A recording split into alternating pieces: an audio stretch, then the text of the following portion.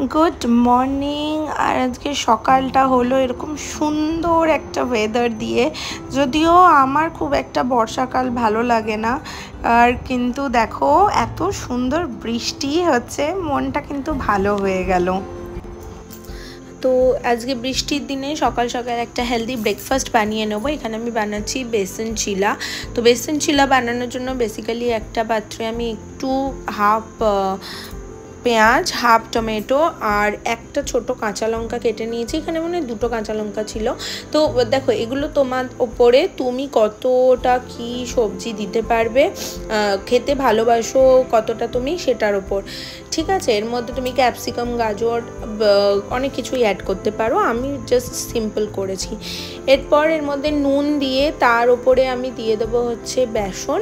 এখানে আমি আমাদের 3 জনের জন্য 3টে চিলাই বানাবো। এটা একটু পাতলা পাতলা হবে, তার জন্য বেশি একটা বেসন দেওয়ার দরকার পড়বে না। মোটামুটি একটু 3 জনের মতো হিসাব করে চোখের আন্দাজে দিলেই হবে। আর এর মধ্যে আমি এরপরে এটাকে একটু মিশিয়ে নিয়ে, যাতে নুনটা আর বেসনটা সবজির সাথে ভালো করে মিশে যায়, এরপরে আমরা এর ওপর দিয়ে দেবো হচ্ছে জল। জলটা খুব ধীরে ধীরে অল্প অল্প করে ঢালতে হবে, যাতে করে একসাথে পড়ে গিয়ে ওটা ঘেটে না যায়। তো জল দিয়ে দেওয়ার পরে এটার যখন ব্যাটারটা তৈরি হবে, ওটা একদম পাতলাও হবে না, আবার খুব একটা গাঢ়ও হবে না। ব্যাটারটা রেডি করে নিয়ে আমি একটা তাওয়া গরম করে নিয়েছি, এর মধ্যে সর্ষের তেল দিয়ে দিয়েছি। তোমরা চাইলে এর মধ্যে ঘি বা বাটারও দিতে পারো, আমি সর্ষের তেল দিয়ে করছি। তো এবারে এটা করে এর মধ্যে, যেমন আমরা ধরো গোলা রুটি করি বা আমরা ধোসা বানাই, ঠিক সেই সেম প্রসেসে এর মধ্যে আমি একটুখানি ব্যাটার দিয়ে নেব, আর দিয়ে এটাকে হতে দেব, আর আমার চিলা হয়ে যাবে রেডি। যতক্ষণ এখানে চিলাটা রেডি হচ্ছে, এখানে আমি চিলা দিয়ে খাওয়ার জন্য বানিয়ে নেব হচ্ছে ধনেপাতার চাটনি। ধনেপাতার চাটনির মধ্যে আমি অনেকটা বেশ ধনেপাতা নিয়ে নিয়েছি, আর মধ্যে হাফ টমেটো, একটা কাঁচা লঙ্কা আর বেশ খানিকটা দই দিয়ে দেবো। দিয়ে এর মধ্যে একটু নুন দিয়ে এটাকে মিক্সিতে আমি পেস্ট করে নেবো। ব্যাস, একটা স্মুথ পেস্ট করলেই রেডি আমাদের ধনেপাতার চাটনি। কখনো বানিয়ে দেখো, দারুণ হয়। এইগুলোকে আমি ভেজে তুলে নিয়েছি, আর এখানে দেখো ধনেপাতার চাটনিটাও রেডি হয়ে গেছে। সো আমি এনজয় করি, তোমরা কখনো বানিয়ে এনজয় করে আমাকে অবশ্যই জানিও যে কেমন হয়েছে।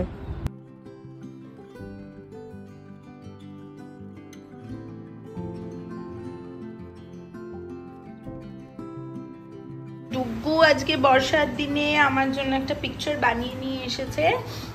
এটা ডুগ্গু আর একটা আমি, আর এখানে লাভ ইউ মাম্মা লিখে। Love you too. মেয়ের থেকে একটা সুন্দর সারপ্রাইজ গিফট পাওয়ার পর এখন তো মেয়ের জন্য কিছু বানাতে হবে। তো আমরা আসলেই আজকে বাড়িতে কিছু গেস্ট আসবে, তার জন্য আমি বানাচ্ছি একটু ফ্রাইড রাইস আর বাটার চিকেন। এখানে বাটার চিকেনের প্রিপারেশন করে নিচ্ছি। সবার প্রথমে আমি হাং কাট বানাতে দেব। তো হাং কাট মানে হচ্ছে জল ঝরিয়ে রাখা দই। তো এখানে আমি একটা চা ছাঁকনি নিয়ে দইটা ঢেলে ওর জলটা ঝরিয়ে নিচ্ছি। পরে যদিও সেটাকে আমি একটা রুমালে শিফট করে দিয়েছিলাম, কারণ অনেকটা দই ছিল, আমার টাইম কম ছিল হাতে, তো তার জন্য আমি রুমালের মধ্যে করে বেঁধে নিয়েছি। এখানে আমি তৈরি করে নেব হচ্ছে বাটার চিকেনের গ্রেভিটা।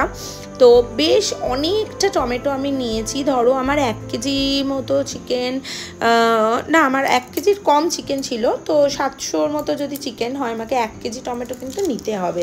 অনেকটা টমেটো, একটা পেঁয়াজ, এখানে তেজপাতা, দারচিনি, লবঙ্গ, এলাচ, কাজু, আর এদিকে তোমার আদা, একটুখানি রসুন আর একটু বাটার নিয়ে নিয়েছি। জল দিয়েছি কড়াইতে জলটা ফুটে গেলে ওখানে আমি ততক্ষণ এখানে প্রিপারেশানগুলো করব। জলটা ফুটে গেলে গরম মশলাগুলো প্রথমে দিয়ে নিয়েছি, তারপরে আমি একে একে সবগুলো কুচি কুচি করে আমি দিয়ে দেব। একদম রাফলি চপ করে দেবে, মানে কোনো নয় যে এত খুব সুন্দর করে চপ করতে হবে, মোটামুটি একটা চপ করে দিয়ে দিলেই হলো। তো আরেকবার দেখে নাও, পেঁয়াজ আছে, টমেটো আছে, আদাও কুচি করে নিয়েছি, রসুনটা গোটাই দিয়েছি, কাজুটা হাফ করে দিয়ে দিয়েছি, আর একটু বাটার ওপর থেকে আমি দিয়েছি। এবার এটাকে আমি ঢাকা দিয়ে অন্তত 15-20 মিনিট রেখে দেব। মিনওয়াইল আমি এদিকে রাইসের জল বসিয়ে দিয়েছি। অ্যাকচুয়ালি রাইসটা আজকে একটুখানি পোলাও টাইপের করব, কেন কি বাচ্চারা খাবে, তো অতটাও আমি রিচ করতে চাইছি না। তো রাইসের জন্য এখানে আমি দেখো বাঁধাকপি, ক্যাপসিকাম, গাজর আর বিনস কেটে নিয়েছি। অ্যাকচুয়ালি এগুলোই ছিল আমার কাছে, তো এগুলোকে আমি আলাদা করে ভেজে নেব।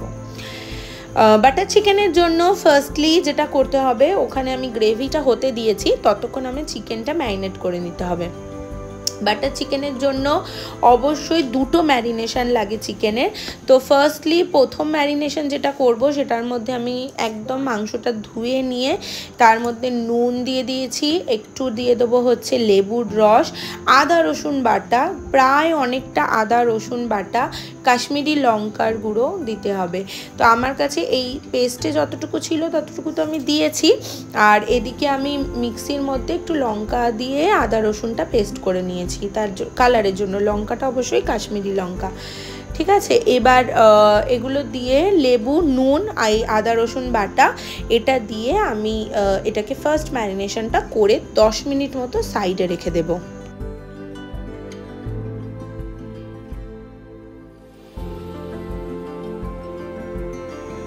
চিকেনটা ফার্স্ট ম্যারিনেশন রেখে দিয়েছি। এখানে দেখো এখানে এটা রেডি হয়ে গেছে, টমেটোর এটা একটু ঠান্ডা করে নিয়ে আমি মিক্সিতে পিউরি বানিয়ে নেব।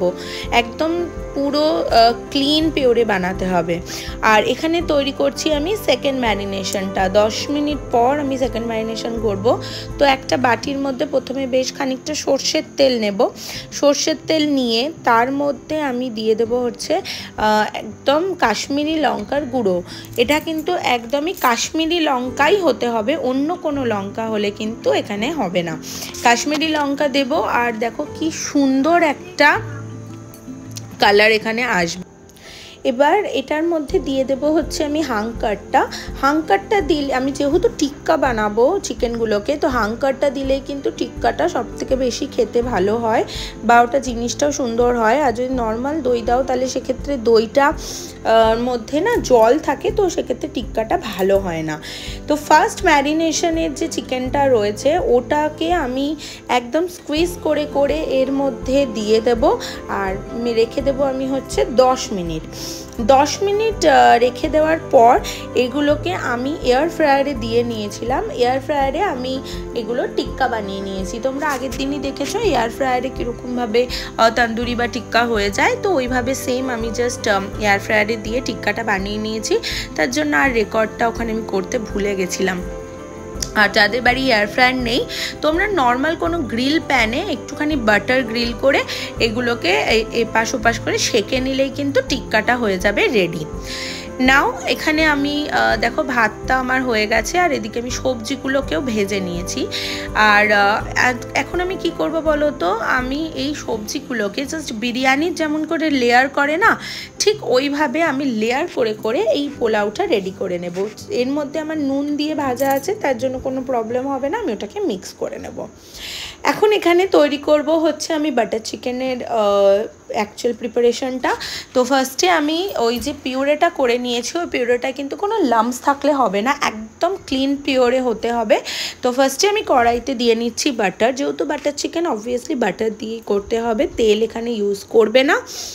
বাটার চিকেনের মধ্যে বাটারটা দিয়ে দেওয়ার পর এর মধ্যে আমি কটা গ্রিন চিলি দিয়ে দেবো। গ্রিন চিলিগুলো একটু ভেঙে ভেঙে দিয়ে দিচ্ছি, এটা যে স্বাদের জন্য, আর কিছু না। এবার এটার মধ্যে আমি দিয়ে দেবো হচ্ছে আমাদের যে আগের থেকে তৈরি করে রাখা পিউরেটা।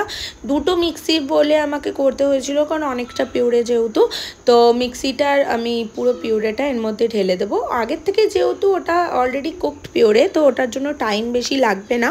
15 থেকে 20 মিনিট এটাকে ফুটতে দিতে হবে। তোমার মনে হলে সামান্য জল মেশাতে পারো, কিন্তু একদম ঝোল করে ফেললে হবে না। তো এটাকে আমি জাস্ট এই মিক্সিটা ধুয়ে যতটুকু জল বেরোবে ওইটুকুই দিতে হবে, মশলা ধোয়া জলটা, তার বেশি কিন্তু জল দেবে না। এটা ফুটে গেলে এর ওপর থেকে আমি চিকেনের টিক্কাগুলো দিয়ে দেব, আর সামান্য একটু বাটার আর একটু ক্রিম দিয়ে আমি এটা পরিবেশন করব। তো রেকর্ডিংগুলো হয়নি কারণ গেস্ট চলে এসেছিলো, বাট আমি তোমাদের বলে দিলাম, আশা করি তোমাদের বুঝতে কোনো অসুবিধা হয়নি। তো ঠিক আছে, আজ আসি, কালকে আবার আসবো নতুন একটা ভিডিও নিয়ে। অবশ্যই বানিও আর আমাকে জানিও কেমন হয়েছে। টাটা।